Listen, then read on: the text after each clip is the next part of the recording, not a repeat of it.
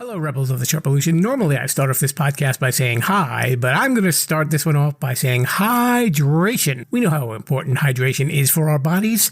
It's the thing that keeps us running, right? You want to be a well-oiled machine. You want to be running efficiently. You know what can help you run efficiently? Liquid IV. It is the category-winning hydration brand fueling your well-being, and the hydration multiplier is the one product that you are missing in your daily routine. It comes in a little stick that's a powder, and in just one stick, you get 5 essential vitamins and 2 times faster hydration than water alone. If you use it first thing in the morning, maybe before a workout, when you feel run down, maybe after a long night out and doing a little partying, you know what I mean? And even what if you have like a long flight or something like that and you just bleh, right? We all feel that way. Bleh. So add this to your water, and that convenient packaging can go with you anywhere you go, even if you're going to the gym or you're traveling or you're at work and maybe you didn't have a great breakfast. At least it's something that will fuel you up in the morning. And there's a whole bunch of flavors that are available, like sea berry, strawberry lemonade, Concord grape, lemon lime, pina colada, tropical punch, watermelon, strawberry, passion fruit, guava, acai berry. Did I say that right? I never know how to say that. But those are just some of the flavors. Here's some statistics for you folks. 1 stick of liquid IV in 16 ounces of water contains 5 essential vitamins: B3, B5, B6, B12, and even vitamin C. And we all know how important those B vitamins are. It's got 3 times the electrolytes of traditional sports drinks. It's made with premium ingredients. It's non-GMO, and it is free from gluten, dairy, and soy. I'm going to offer you a great deal, Rebels. If you go to liquidiv.com and use offer code Sherpa, you can get 20% off of anything that you order on that site when you're shopping for some better hydration. So that's Liquid IV. Check it out at liquidiv.com. Podcast that you're listening to is being presented to you in cooperation with the SJ Network. If you're a person who'd like to appear on a podcast, contact Stephen Joyner at s-j-network.com. Let's get on with the show. Today's guest on Too Many Podcasts is Andrew Johnson, the host of The 313, Men, Money, and Marriage. How did you meet your wife? We met in college. We were matched up by a computer according to compatibility. That's the whole story? Oh, no. They've repaired the computer since then. Welcome to Too Many Podcasts, the podcast about podcasts. Now, podcasting from the Sherpa Chalet on Mount Podcastia, here's your host, Jim, the Podcast Sherpa.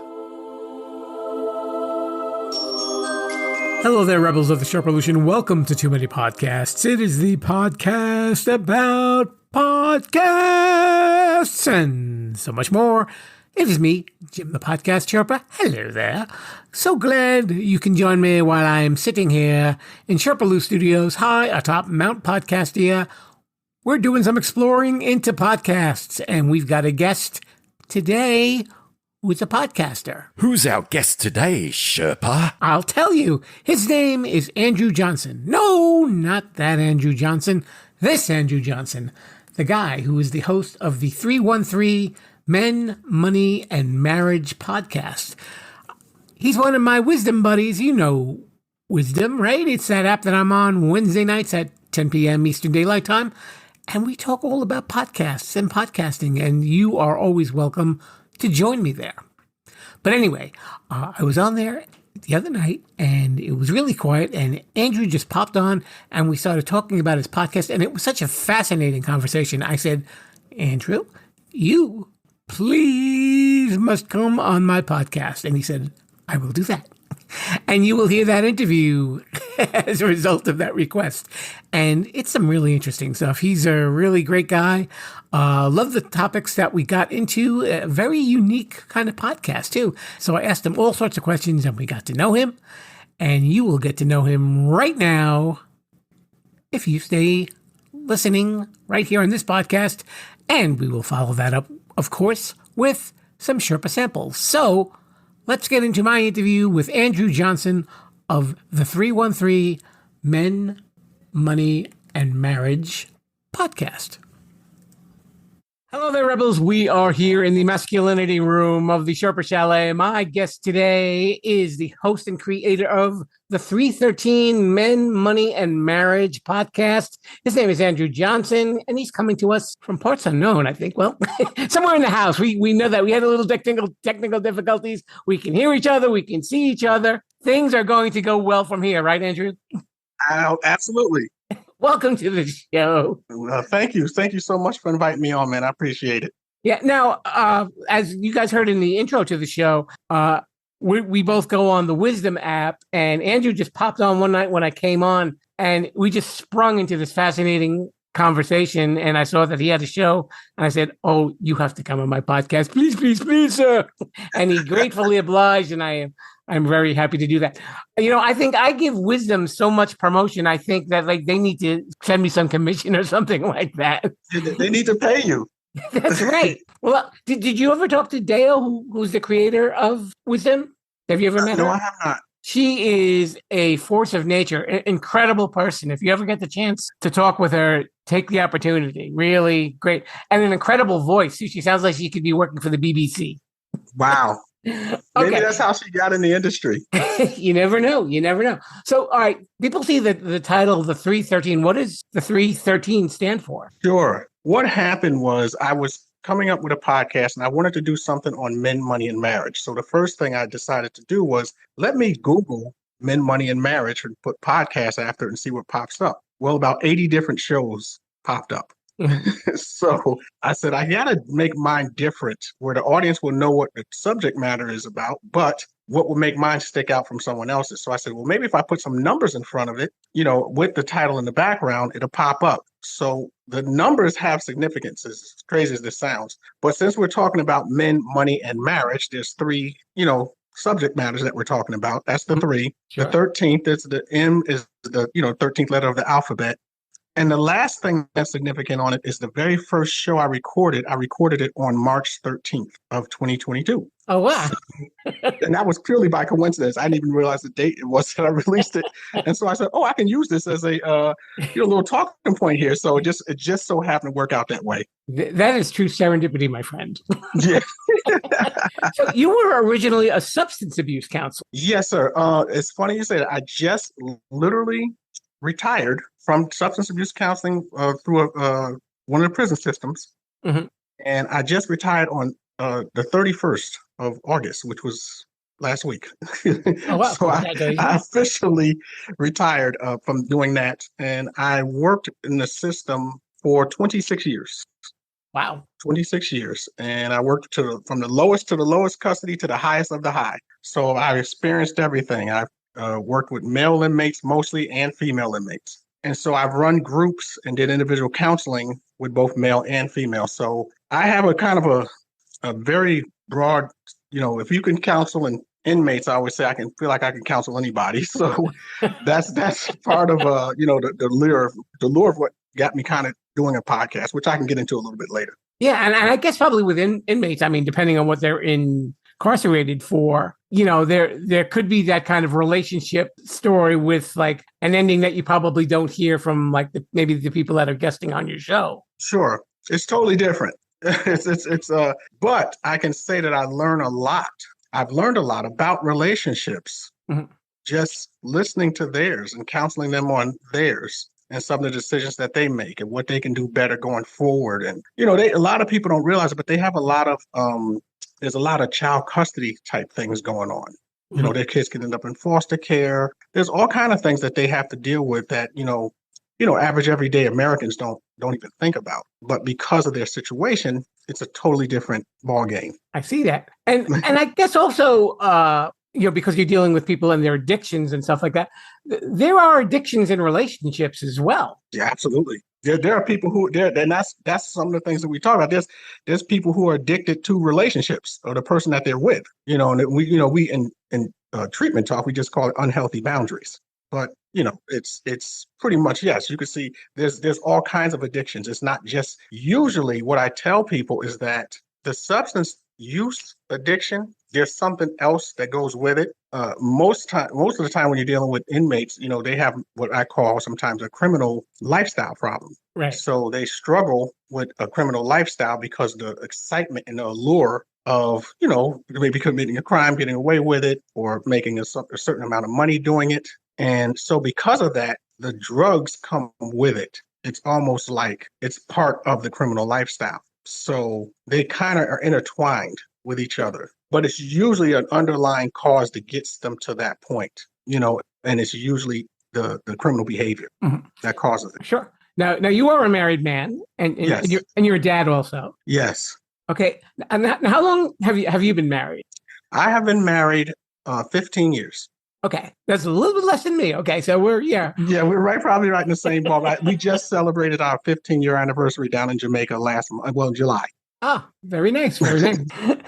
Thanks. I know a lot of what your podcast is, what to expect when you get married. So we're thinking like 15, 16 years back when you were planning everything. What were your expectations personally versus like the reality of being married? Well, it's an interesting, every situation is different because in my situation, me and my wife knew each other. I've known her ever since she was 14. Okay. We dated in high school, and then I went in the military and we broke up. And we always knew each other. We always remained friends. We pretty much stayed in contact for the most part, but there was a gap in time where we didn't have any contact with each other, probably about maybe 3 years or so, 3 or 4 years. And one day I was visiting a friend of mine, and she's also very good friends with his wife. And we met back up again, literally it was about 19 years later. Wow. And then 2 years later from the time we met that, and then 2 years after that, we got married. And so, but I think it was easier for me just simply because we had known each other since we were kids. Well, when I say kids, we were in high school. Right. So it was a little bit easier. We're in touch with each other. We, talked and communicated all the time. And even when we weren't in a relationship or dating, we knew what we were getting, I guess, which makes it a little bit easier versus if you were to go out and meet somebody, I want to say nowadays, like say a dating app or something to get married or something like that. It's totally different, on how we got together. Yeah, absolutely. And I know when we were talking on Wisdom, you talked about like dating before and after internet apps came along, where it really changed the game altogether. Absolutely. And I say this, and I don't mean to sound harsh about it, but it didn't change it for the better. It made it a little bit more. It made dating a lot more complicated because all of our expectations kind of got higher, and so because of that, now we have access to the world, where before, like say just a generation ago, most of the time you would just simply marry someone who lived, right down the street or within 20 minutes of you, or maybe 20, 30 minutes of you, because the world was smaller. Yes. And so, we married people in our general area. Now, with these apps and different things, you can, a woman can meet somebody who's got, some money. They may be able to fly her out somewhere first class, and they can meet someone that way. But usually those relationships don't last very long, and they don't amount to much of anything because they're starting off on the wrong premise. Instead of that woman dating maybe someone that's local or close to her, now she has access, like I said earlier, to the world. Sure. And that really does kind of call back to like how you met your wife. Because like you said, it was easy for you and her to get married because you knew each other. There wasn't that much of a surprise. Like, I didn't know she was a serial killer or a bank robber. Yes, yes. She was a good lady. She had a good family, Yes, I knew her family. I didn't have to do a Google search or a background check or anything like that. Right. So that made it easier for me. And nowadays, if you meet people on some of these apps and different things, it's in your best interest to probably do that because you have no idea who's out here, doing different things. So. Yeah, and we hear all the horror stories for both men and women that they just get, completely they fall in love before they're really thinking straight, I guess. Sure. Yes. So, I was looking at some of the titles of your episodes. Okay. And I didn't get the chance to check out the one episode. You used a term called monkey branch. I've never heard that before. What is is that? so funny that you say that because that episode gets, for my humble little podcast, that episode gets quite a bit of listens. Yeah. But it's a term that is used by more of a Gen Z term. Okay. And all that is even the guests I brought on, it was a high school friend who had went through some trouble. He had some issues, substance use and different things. Mhm. But I brought him on to talk about that. And I said, I wanted to basically be interviewing you and what you went through, but I also want to have a subject matter as we're going through this at the same time. And so when I told him we're going to do it on monkey branch, and he sent me a reply right back and says, "What is monkey branching?" but what what it is basically it's when you're in a relationship and you're with somebody, you might have been with them maybe 6 months, a year, but someone else comes along that is showing interest in you, and in your mind you think that they're better than the person you're with.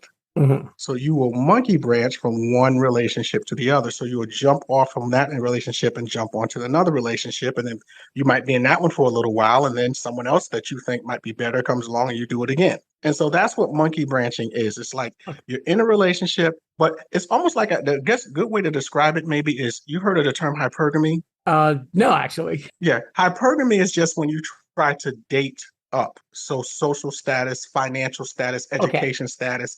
If you come across that girl that might look like, the girl that you've always had a little crush on, and if we use Hollywood celebrities, maybe someone like an Angelina Jolie or Halle Berry, at least in your mind, you might think that. Mhm. And so if you can get to her, you might leave the girl that you're with to try and get the hotter girl, I guess is the word you use. And that's So what it's kind monkey of branching is.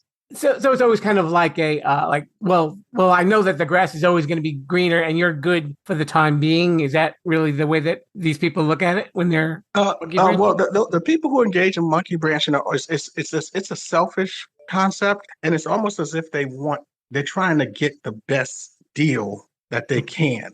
Mhm. So, which is going to be my best probable outcome? Should I, if you're a woman, you might say, okay, I got these two guys, everything's equal, they both make the same amount of money. However, the one guy was married and divorced and is paying child support. The other guy is not. He has no children. So, what's in my best interest? Mhm. Guy with no children. So that would be an example of it. You Okay. might leave for that reason, or there's a multitude of reasons why you would leave, but that's just an example. I remember when we were having our conversation in wisdom, you were actually talking about because of especially also with the advent of dating apps, because people feel that they have more choices. And like you said, you walk into an electronics store and where there used to be like 3 brands of TVs, now there's like Yes, 25. yes. If you go into like one of the big box stores, you know, and you first thing you walk in, you go into the audio video department, you're looking around and they literally have like 80 to 100 TVs on the floor somewhere that you go in there and you're like, you came in there with the thought process of your mind, I want this one. But then you start talking to the salesperson and they're saying, oh, you can get this for this price. Oh, you just can get this. Won't go with that one, go with this one. And by the time you wanted to go purchase it, you might walk out out the store with no TV because your mind is so confused now, and you're saying, "Well, let me think about this. I might want to get this one or this." And that's what's going on with dating now. Because you have all this access to different choices and these different dating apps and everything, you start to think along those lines, and it just confuses you. And honestly speaking, dating right now for people is complicated, but it really shouldn't be that complicated. It should be relatively easy. You meet a girl, she likes you, you like her, but there's so many different distractions that's changing the whole outcome and narrative of things. And what it's leading to is a very low marriage rate. The marriage rate right now in the United States, it ticked up a little bit last year, but it's the lowest level it's been since the Civil War. And so we don't think about these numbers. We just sit back and we talk and we just sit back and say, oh, I'm going to get married or I'm not going to get married. But the numbers are so low. And I don't know if you've ever, because of the show I do, I read an article on Morgan Stanley, which is the investment brokerage house type thing. And in the article, they were basically saying to tell their brokers to market more to basically invest in things where there's going to be, what single women are going to buy, because what they predict is they're saying by 2030, literally 45% of women between the ages of 25 and 45 will be single and childless. So they're telling their brokers, hey, whatever a lonely woman basically is going to be out here buying, that's where we need to be putting our money, because we projected out several years into the future, and this is what we see. Oh, wow. Yes. So I thought that I read that article. Because I did an episode, if you go back a little bit, because there's over 80 episodes up now, but I did one on, is there a deficit of economically attractive men? And I brought on a financial advisor on as a guest. And we talked about that article on there. And so that's where we were going. That's where I was going with that. It's just, it's amazing that there's going to be a lot more single people. And again, I think a lot of it has to do with our expectations have gotten higher and we have too many choices. And if we can lower our expectation and narrow our choices, dating will be so much easier, but that's the hardest part. Now, Andrew, also part of your podcast is it's about being a man. Who were your role models growing up as far as like being a man was concerned? Was it your dad, were brothers, uncles, anyone in particular? I had a father growing up in the household there, and he was a good example. He was a prototypical blue-collar worker, from New York. He was the prototypical, I carry my lunch pail to work. I put in a hard, honest days of work, and I come home and I want to relax, but I also work with my kids and do things. He made sure that he had time to do a lot of things with us as best he could. And one thing that was good is growing up in New York, there was a lot of kids who didn't have fathers or were looking for guidance. And a lot of times I would come in from outside playing or whatever, and I see older kids just sitting in the living room talking to my dad. So that was a big plus. I mean, he was a strict disciplinarian type. He was a Marine, Vietnam vet Marine, and so it wasn't, he had, very regimented deal there, and if you, didn't adhere to it, there would be problems. And so we grew up in that type of environment, and as a result, I ended up going into the military after I graduated as well. So, it kind of set a good example, and by doing that, it got me, out of New York, basically where some of the stuff that was, a little crazy was going on, I was able to leave and go, it's the world basically. So yeah, and I mean, I guess it must be interesting too, because I think the concept of being a man and masculinity definitely changes. If you look at probably back in the 40s and the 50s, like you said, the man was the breadwinner, the wife stayed home, and and that was it. He just had that strict routine, and the mother raised the kids. The dad's interaction, it wasn't that kind of sensitivity issue between the kids where like he didn't understand the kids' feelings. It was just, this is what we're doing. It's more disciplinarian, and then really nothing else after that. Sure. I did an episode. I don't know if you saw it on the thing there, but I did one on the podcast, which says when wives earn more than their husbands. Mm-hmm. I brought on a CPA, and we had a conversation about that. And I was just asking her, what are some of your clients, falling into this category? Because it's still mostly men are out earning women, but there's the numbers of women out earning men is now starting to go up, and so it's starting to be a part of marriage. And it's changed, it's a different dynamic. Sure. My neighbor, basically, who I also did an episode with him on home dads. And so his wife is a medical doctor. So they had 2 children back to back. He just said it made sense for one of them to stay home. And because she was a doctor, it was going to be him. Yeah. And he sort of embraced the role. So, this is the world we live in now. Things are, a little different than what they used to be, say, even a generation or 2 back. It's interesting because I do want to comment that Andrew's podcast really covers a lot of different types of family situations where, especially like, when you're talking about dads, like we talk about stay-at-home dads and single dads and, how to make all of that work. And, I think a lot of that, especially like in your title, between men, money, and marriage, the 2 big words that always come to mind for me are accountability and responsibility. Yes.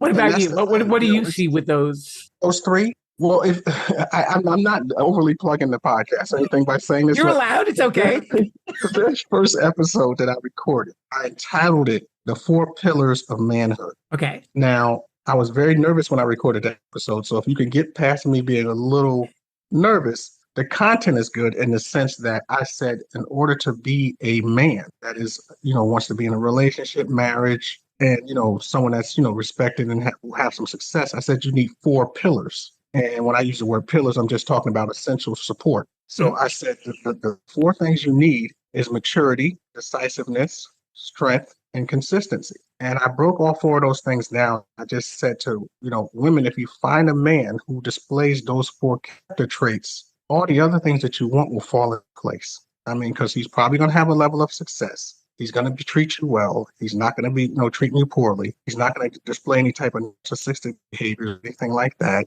And that's when you find someone who displays those 4 character traits, and he's attracted to you and he loves you, that's your husband. Mhm. And if not, if you ignore that because you're looking for something, maybe better, you're gonna wish and think that the saying will be, that's the one that got away if you didn't capitalize on it. So yes, that's what the whole premise of that concept is, that those 4 pillars I stress, and sometimes throughout some of the other episodes we bring them up again, but we always talk about character and and accountability and things like that. A person with those 4 character traits will take responsibility for whatever it is that they do, whether it's the right thing or the wrong. And it is important also to notice that your show is not misogynistic towards women or anything like that. It's really just presenting a male viewpoint, to other men. Yes, but it's the thing that's funny about it when you say that is there's 2 things that happens. The audience is anywhere between 25 to 30% female. That's one thing. And then the other thing is that there's some women think that I'm pro man, or I'm sometimes beating up on women because of some of the choices they make. And I don't, that's not my intention at all. What I suggest to them and what I say to them is that if you got a whole bunch of women chasing after a very small percentage of men, and that's what the numbers bear out. This is not my belief. This is what the numbers bear out, because I have to look at if you listen to the podcast at all, a lot of the episodes you hear me start with some type of statistical data. And we'll go into that. We'll base the episode based upon what the numbers are telling us. And so all I'm telling them is that try something different. If your goal is to get married, or you want to be with someone in a long-term relationship, and you've been doing the same thing over and over again and it's not working, maybe try something a little bit different. Don't try and go for the tall guy, or the guy who's making all the money, or the very, very attractive man, or go for just, bring it down some, like lower your expectations, because that's what's throwing everything. Everyone right now feels that they should get what they want, because, I say this, and it's not a slight or anything onto women at all, but before, if we were to go back, say 2 or 3 generations, sometimes women got married out of need, meaning they might have met a man, and this man might not have been the most attractive guy in the world, but he was a good provider, and she might have had very little resources herself. And if she came across a guy who was a decent provider and he could take care of her, and if they have children, take care of their family, she would get married to that person. They probably stay married for the rest of their lives, 30, 40, 50 years. Now, women are providing their needs by working. So now a lot of women are working, they're providing their own needs. They make good money. Sometimes in certain situations, their salary is okay. So their needs are met. So the next step is, if my needs are met, what do I want? Now, the problem is with that is, what is a want? A want is a wish or desire. So sometimes what we want isn't always in our best interest. So we say, well, I want the guy to be 6'2". I want him to make $150,000, $200,000 a year, and he has to look like Brad Pitt. Well, that's an unrealistic expectation, because how many people are going to fit that category? You're talking about maybe 1% of the male population. So that's what I say. If we lower our expectations some, you might find a poor man's version of Brad Pitt. When I say poor man's version, the same, maybe he's a middle class version, or something along those lines. But, you're going to have to give up something. You're just not going to get the guy you see in the picture of has a Instagram page or something. You see all that stuff up there. You're not going to get that guy. So just maybe scale it down some to get what you want. Because what's happening, to be honest with you, is women are getting to a point where they're getting to a certain age and they're not married. And as they're not married and their expectations get a little bit higher, they're getting older. And now they're competing against women who are younger than them for marriage. Right. And so it really gets hard on them. And they start coming out and saying, wow, I didn't know the dating market was this messed up. Yeah, it is that messed up. When if you don't figure it out, in about 10 or 15 years, once you become adult, it gets really rough. I mean, it's not to say it's impossible, but it gets tough. It's not easy. Yeah, that is true. So I know that, you keep busy with your show and everything like that. I'm curious, are there other podcasts that you like to listen to that you might recommend to some of our listeners? Goodness, there are. I listen, it's so weird. I've been listening to podcasts for probably, 10 years, off and on. And a lot of the ones I listen to, because we talk about money subjects on the podcast, I listen to a lot of them about finances. There's one on, I forgot the name of it, but it's about the Vanguard mutual funds. I can't think. I think it's called the Bogleheads. Jim Bogle is the founder of Vanguard, and they call it Bogleheads, something to that effect. Okay. I listen to that one. There's one called the Money Guy Show on the financial side. They make an episode I think they do about 2 or 3 episodes a week. I listen to them. They're very good, very professional. And then with just regular casual podcast type thing, I try to listen to people, I like to listen to podcasts that people don't, that are more smaller, they're independent. So a friend of mine who's been on my show, he started a podcast with his wife, and it's called A Marriage That Works. So I listen to theirs. Theirs is brand new. They maybe have about 5 episodes up, and I'm the one who coached them into doing it. So I said, give it a shot. So I got them onto it. So I like to listen to theirs. There's I'm trying to think of a couple more popular ones that I might listen to that people. I mean, I've listened to the Joe Rogan, Tim Ferriss types, but I'm not an everyday listener to those. I mean, I might listen to them maybe say once a month here and there. Just they have a certain guest on that I want to hear. But for the most part, yeah, I like see you're doing a podcast about podcasts. That's perfect for me. Like I can sit there and listen. I like to listen to those just simply because they're so different and they're so unique. So there's one that I listen to on a similar subject matter on how to become good at podcasting, and so I listened to one on that. And like I said, there's so many of them that float around. I don't even know their names anymore. I literally subscribe to them. And then, you get the notifications and I just pop in and listen to them. So those are mainly the ones I listen to the most, things on that. Because like I said, the money ones, I have to get some information if I'm going to be talking about money with people and I'm going to be making suggestions, I guess, I need to know what I'm talking about. So I've read probably over 100 financial investing books. And I, listen to some of these different podcasts on top of it. So I think those are the ones I probably listen to the most. But the other ones I do as well. Okay. And we have a portion of the show and it is called Shameless Self-Promotion. And this is where you can let everybody know, this is where you can find me. If you can, you can do that right now, my friend. I appreciate that. Shameless Self-Promotion. Do want to listen to the podcast. It is called The 313. Put a space between the 3 and the 13. Men, Money, and Marriage. A lot of times if you type in the 313 and in and of itself, it'll pop up. I'm on all the major platforms, Apple, Spotify, Google Podcasts, Podcast Addict, iHeartRadio, Pandora, all of those places. Listen to it. If you do have Spotify, I do have some video episodes up. So you can if you want to look at my big head, I guess you want to see me on screen there and see a couple of the videos there of me and where I've had some guests on. So we have some of those. And we do have an Instagram page. It's called, the 313 Men, Money, Marriage, but everything is all crammed together like one giant word.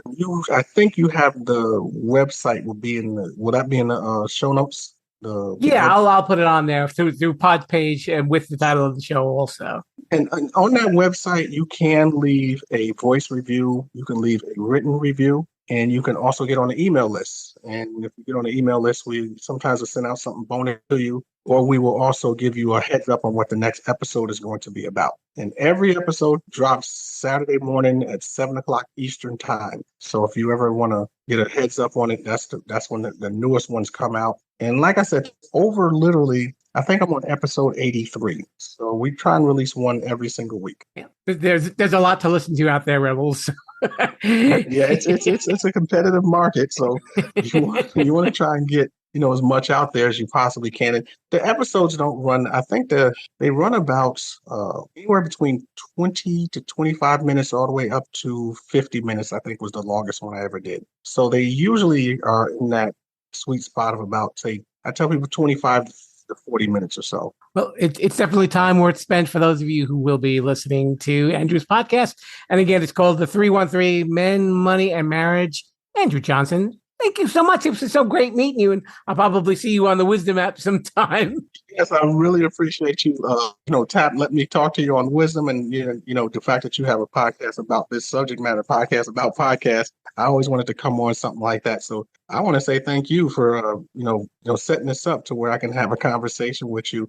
And if you think about a couple of things, if there's anything that you want to talk about pertaining to men, money, and marriage, don't hesitate to reach out. I can have you come on my show. You ever decide you want to do that? Ooh. Does he want to hear about my marriage? Something you can come up with. Bride. We'll find out. I'll have to clear that through my lawyers. Yeah. Andrew, thank you so much. Problem, sir. I really appreciate it. Thank you.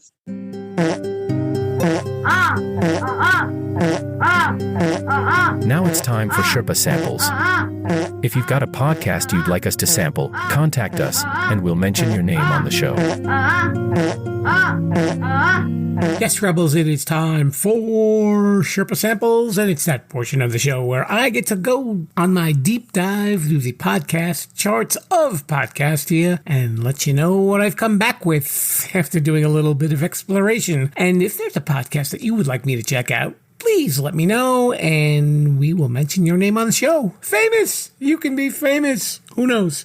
Okay, but some of the ones that I was listening to just recently, we will start with some of the news podcasts, and The Journal is obviously being presented to you by the Wall Street Journal, and it was a story about the women's soccer team of Spain winning the World Cup, and of course the incident with the coach kissing one of the players right on the lips and all the controversy that it generated. And part of the problem, that's the name of the podcast, it's hosted by a guy named Dave Smith, and I guess they are a very political podcast. They consider themselves with a libertarian viewpoint, so if you are of the similar beliefs, you can follow them. The episode they talked about was a lot of stuff regarding the 2024 presidential election in the United States. Old Gods of Appalachia is a audio drama that's been going on for a little bit of a while, and really interesting. I mean, it's kind of hard to judge the whole thing having just listened to one chapter of it, but I gotta tell you, the sound design behind this podcast is amazing. They definitely know how to make it sound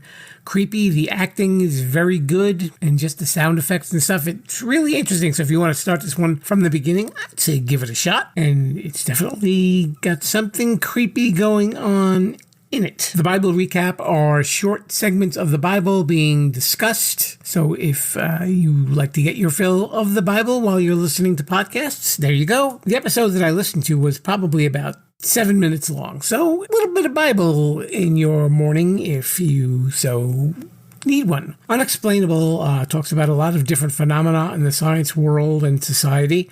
And the episode that I checked out was why more and more people are becoming nearsighted. So, when I was looking at my phone to try and figure out why exactly is this possible, I found out that that's not the only cause, believe it or not, Rebels. Really interesting stuff in that episode. That's definitely a must-catch episode, if I must say. Swindled is a podcast with stories of people who were, guess what, swindled. And the episode that I listened to had to do with a person who won the lottery and entrusted their winnings with someone who called themselves a lottery lawyer, and you can imagine all the deception that was going on with that situation. Now, a while back, I had talked about some podcasts that were brought to you by a network called Rooster Teeth, and there is a Rooster Teeth podcast, and this was 3 people, 2 guys and 1 lady, and they were just very silly. A lot of comedy in this podcast. It was pretty good, some of the stuff got a little crude, but really not too bad. But they definitely had their moments. I like when they kind of spoofed on the headlines, but those are my favorite parts. So if you are a fan of Rooster Teeth, maybe check out the Rooster Teeth podcast. American History Hit is obviously a collection of stories about American history, the events, and the people who made it happen. I checked out an episode about Thomas Jefferson. And on the other side of the pond, there is a podcast called Stuff the British Stole. This one is a little more intermittent than most podcasts, which was unfortunate because the episode that I heard was great. It was about Pocahontas. It was the real story. And a little bit of a spoiler alert, it's definitely not the Disney cartoon that you are used to hearing about. That story is way off from the truth. The actual story is kind of creepy, to be honest with you. And lastly, when would you think that 5 late-night talk show hosts would come together for a podcast? Well, if you haven't yet, you might want to check out Strike Force 5. And this is usually where you hear the thunderclap going.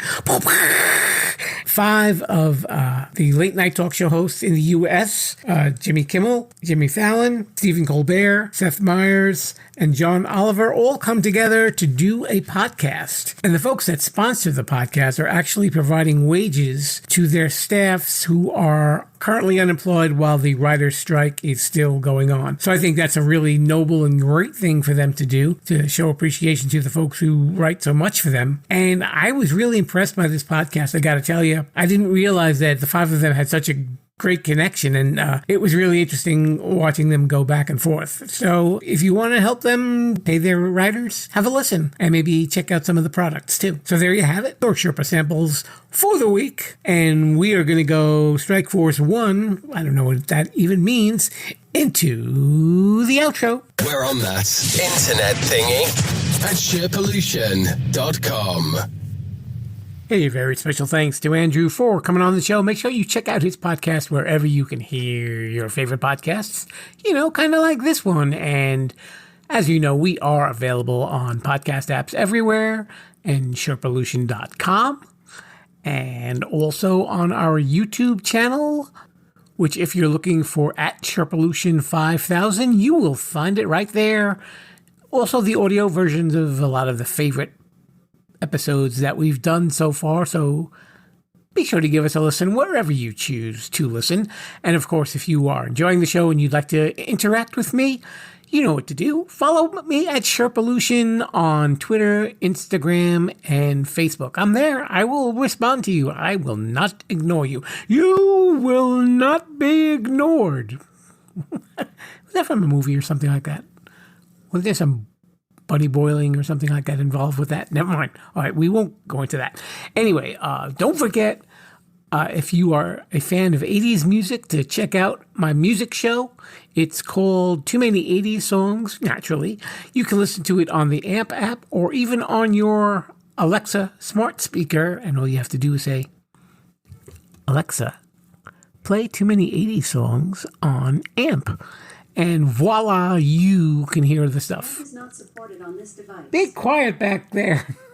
Got smart speakers getting smart with me. I hate when that happens. Yeah, not like it's too difficult, right? So we usually do it on Thursday nights at 10 o'clock p.m. Eastern Daylight Time.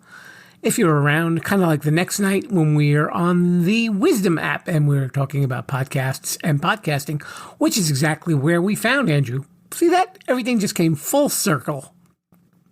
And don't forget, if you enjoy the show, please leave us a nice review on Apple Podcasts.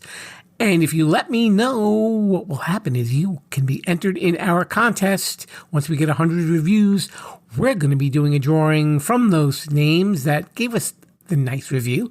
And one of you, yes, one of you will be winning some podcast merch absolutely free right on my dime. See, what a nice guy I am. See, came full circle, and I'm a nice guy. What else can we do? I think, Lord Mr. Bruce, we can just head on out of here. So until next time, folks, I say to you a hearty Viva la Sherpollution. Thanks for listening to Too Many Podcasts. Please disperse. You can go home now. I said you can go home now. Viva la Sherpollution. Viva la Sherpollution. Oh. Yo, come back now, you hear?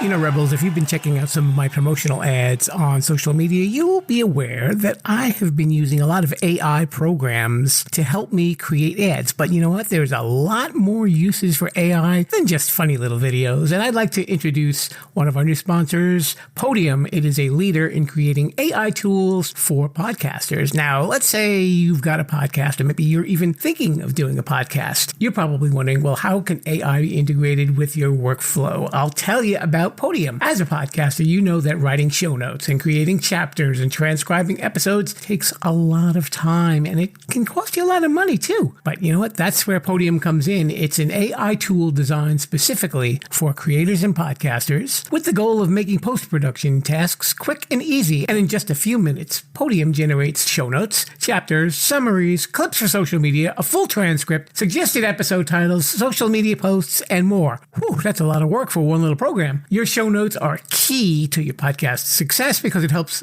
new listeners find your podcast and they'll know if it's a fit for them. You know, kind of like Too Many Podcasts. It also improves your SEO, that's your search engine optimization. Ooh, big phrase there. And overall accessibility. And with Podium, you can focus on creating a great podcast and let Podium's AI do the heavy lifting. But Podium isn't just for solo creators and podcasters. It's a game changer for editors, producers, marketers, agencies, and production studios. Teams that use Podiums are able to increase workloads, decrease turnaround times, and improve their quality. How does it work? Very easy. First, go to Podium's website, and you'll see that link that's right there in the show notes.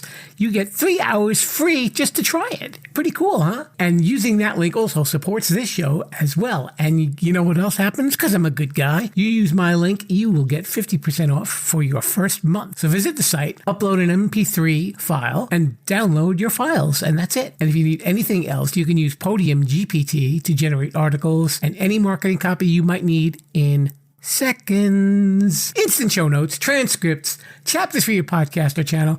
This will level up that podcast. So check out Podium today.